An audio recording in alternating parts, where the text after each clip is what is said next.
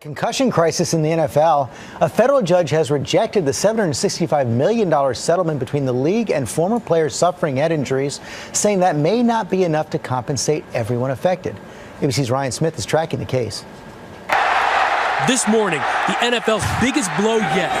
A judge sacking a $765 million settlement over concussion claims, saying it may not be enough. He took a heavy hit. U.S. District Court Judge Anita Brody saying, quote, I have concerns about the fairness, reasonableness, and adequacy of the settlement, demanding to see evidence showing that more than $750 million will cover the estimated 20,000 retired NFL players and their families over a 65-year period. Some of the NFL's biggest stars now seeing the light at the end of the tunnel, like Super Bowl winning quarterback Jim McMahon, who has early-stage dementia. I went through 2 strikes during my career, and I was hoping that my medical bills would be paid for it. I'm hopefully, now they will be. Relief also for the families of players like Junior Seau, whose 2012 suicide, they say, is due in part to the big hits in the NFL. He loved the game, but I know that he didn't love the end of his life. The current settlement has the promise of big bucks for some players, including up to $5 million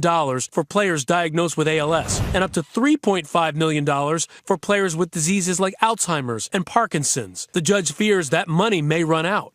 In settling, the NFL has not admitted any wrongdoing.